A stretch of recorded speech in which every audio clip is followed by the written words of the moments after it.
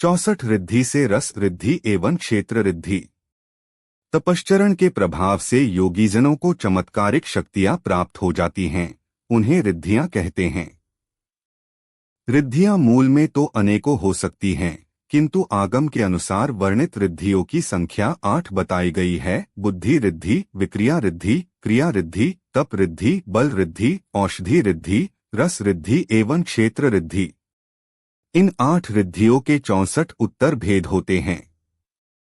बुद्धि रिद्धि के 18 भेद, विक्रिया रिद्धि के 11 भेद, क्रिया रिद्धि के 9 भेद, तप रिद्धि के 7 भेद, बल रिद्धि के 3 भेद, औषधि रिद्धि के 8 भेद, रस रिद्धि के 6 भेद और क्षेत्र रिद्धि के 2 भेद होते हैं।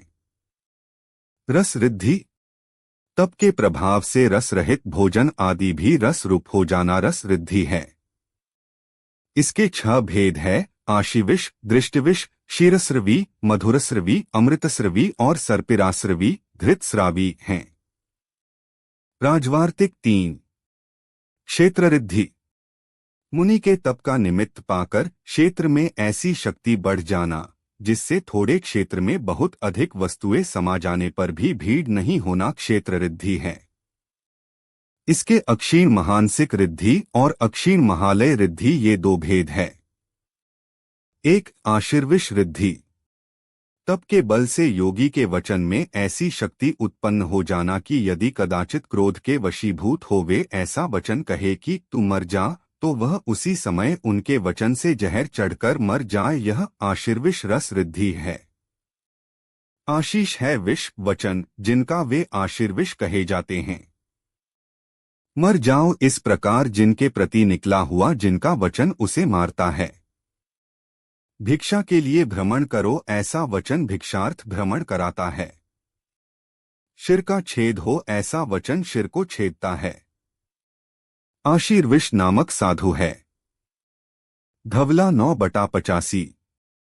2. दृष्टिविष रिद्धि, जिस रिद्धि के बल से रोष युक्त दृष्टि से क्रोध युक्त देखा गया जीव सर्प द्वारा काटे गए के समान तुरंत मर जावे वह दृष्टिविष रिद्धि है। इसी प्रकार दृष्टि को अमृतों का भी लक्षण जानकर कहना चाहिए। धवला 9/87, अर्थात प्रसन्न होकर वह यदि निरोग करता हूँ इस प्रकार देखता है या सोचता है व क्रिया करता है तो निरोग करता है तथा प्रसन्नता पूर्वक अवलोकन से अन्य भी शुभ कार्य को करने वाला दृष्टिअमृत कहलाता है। विशेष यहाँ केवल तप का प्रभाव बतलाया गया है कि ऐसी रिद्धि प्रकट हो जाती है, परंतु वितरागी श्रमण ऐसा अपकार कभी नहीं करते, किसी पर क्रोध नहीं करते, अगर करे तो मुनिपने से भ्रष्ट हो जाते हैं।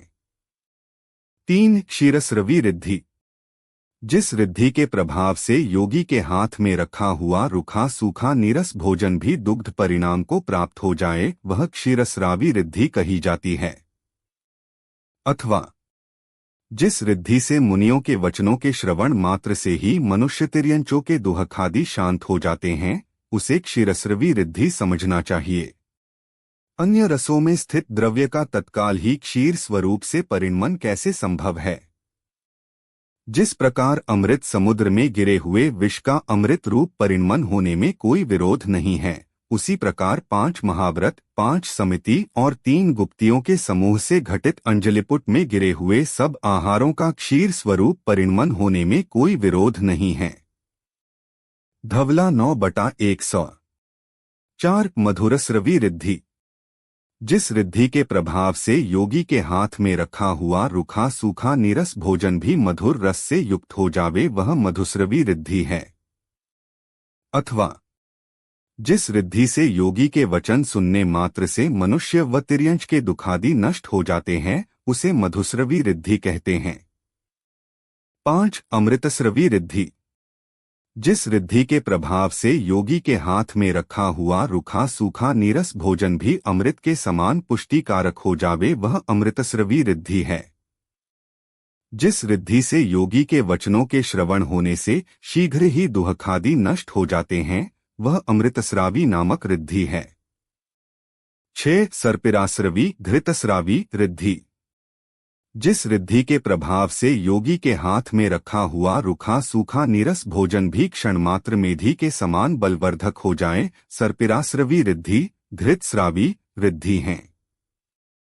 अथवा जिस रिद्धि के प्रभाव से मुनीन्द्र दिव्य वचनों के सुनने से ही जीवों के दुहखादि शांत हो जाते हैं, वह सर्पिरास्रवी रिद्धि है।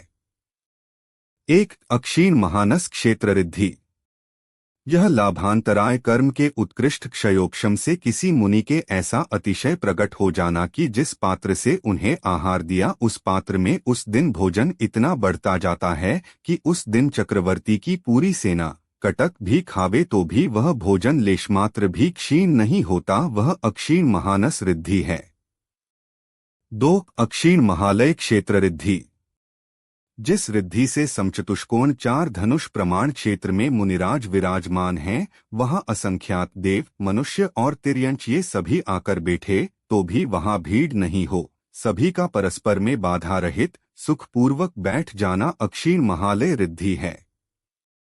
64 रिद्धि से बल रस रिद्धि एवं क्षेत्र रिद्धि का वर्णन होकर 64 रिद्धि का विषय पूर्ण हुआ। यह तिलोपण तीजी 4/1089 से 1096 तक से लिया है। जिनवाणी माता की जय।